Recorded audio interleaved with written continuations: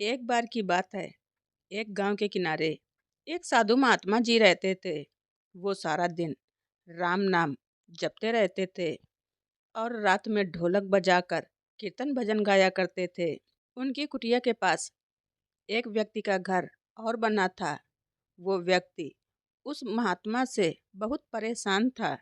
एक दिन वो व्यक्ति गुस्से में उस महात्मा की कुटिया में आया और बोला कि ये क्या तुम सारी रात ढोलक मंजीरा बजाकर राम नाम रटते रहते हो? क्या तुम्हें कोई काम धंधा नहीं है? हमें तो सुबह कमाने जाना पड़ता है और तुम्हारी ढोलक की आवाज़ से मैं सो नहीं पाता हूँ।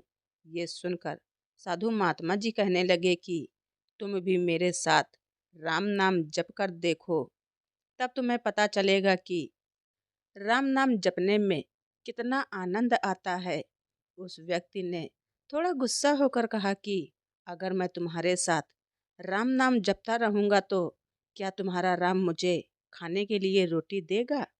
साधु महात्मा कहने लगे कि मुझे तो राम नाम की लगन लगी है और राम जी की कृपा से हर रोज भोजन मिल ही जाता है। तुम भी राम नाम जप कर देख लो। मुझे भरोसा है मेरे राम तुम्हें भी खाने को जरूर देंगे। वो आदमी उस साधु महात्मा को चुनौती देता है कि मैं आज पूरी रात तुम्हारे साथ राम के नाम का भजन करता हूँ। अगर तुम्हारे राम जी ने आज मुझे रोटी खिला दी तो मैं अपनी पूरी उम्र राम के भक्ति में लगा दूंगा, और अगर नहीं खिलाई तो तुम ढोलक बजाना बंद कर दोगे।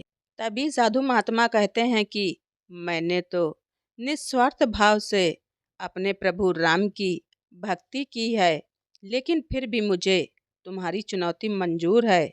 वो व्यक्ति साधु जी के साथ बैठकर पूरी रात राम नाम का भजन करता है और मन में ये निश्चय करता है कि आज चाहे जो भी हो जाए मैं भोजन नहीं करूँगा।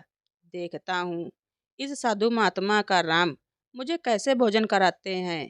पूरी रात राम नाम का भजन करने के बाद सुबह वो व्यक्ति सोचता है कि अगर अब मैं अपने घर जाता हूँ तो मेरी माँ और मेरी पत्नी मुझे रोटी खाने को कहेंगे और मुझे रोटी खानी पड़ सकती है। लेकिन मुझे साधु महात्मा को चुनौती में हराना है, इसलिए मैं घर जाने की बजाय गांव के पास के जंगल में चला जाता हूँ। और वो व्यक्ति जंगल में जाकर एक पेड़ के ऊपर चढ़कर बैठ जाता है और सोचता है कि आज मैं सारा दिन इस पेड़ से नीचे नहीं उतरूंगा और अन्न का एक भी दाना नहीं खाऊंगा। इस तरह से मैं साधु महात्मा जी को हरा दूंगा और उनकी ढोलक बजवाना बंद करवा दूंगा। लेकिन कुछ ही देर के बाद उस जंगल से एक बंजारों की टोली निकलती है। उन्हें बहुत भूख लगी होती है। बंजारों का सरदार कहता है कि आग जलाकर यहीं पर खाना बना लो। अब हम सभी लोग खाना खाकर ही आगे बढ़ेंगे। खाना बनकर तैयार भी हो जाता है। बंजारे खाना खाने ही वाले होते हैं कि इतनी ही देर में बंजारों को सूचना मिलती है कि पीछे से डाकू आ रहे हैं। तभी बंजारों का सरदार कहता है कि हमें यहाँ से भागना होगा, नहीं तो ये डाकू हमारा सारा सामान लूट सकते हैं। वे बेचारे खाना वहीं पर छोड़कर चले जाते हैं और आदमी पेड़ पर बैठा सब कुछ देख रहा था। और कुछ देर के बाद ही डाकू भी वहां पहुंच जाते हैं। भोजन को देखकर डाकू कहते हैं कि खुशबू तो बहुत अच्छी आ रही है। ये भोजन किसने बनाया है और बनाने के बाद खाया क्यों नहीं?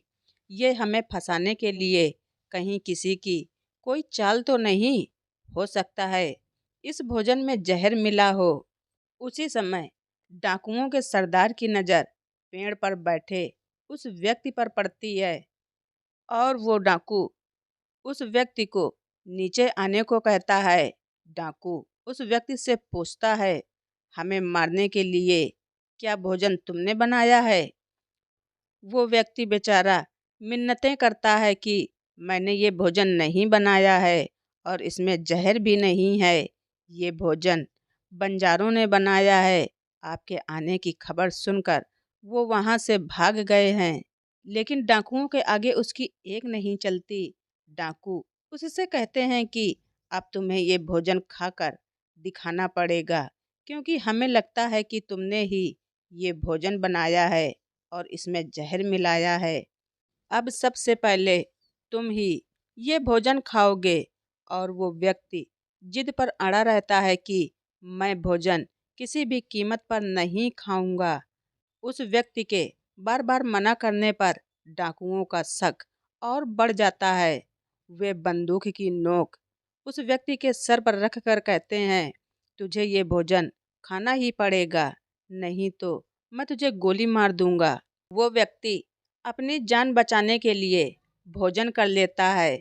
उसके भोजन करने के बाद डाकुओं ने उसे छोड़ दिया। अब उस व्यक्ति को पूरा विश्वास हो गया कि बंजारों को और डाकुओं को प्रभु राम जी ने ही भेजा है।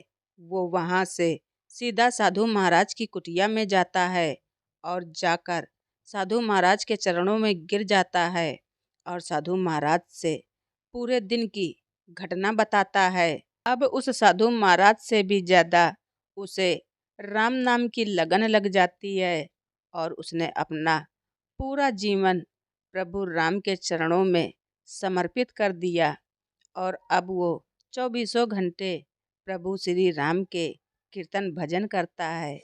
अगर दोस्तों आप सभी लोगों को हमारी कहानी पसंद आई हो तो कमेंट बॉक्स में जय श्री राम लिखना ना भूलें। धन्यवाद। रिचा वॉइस।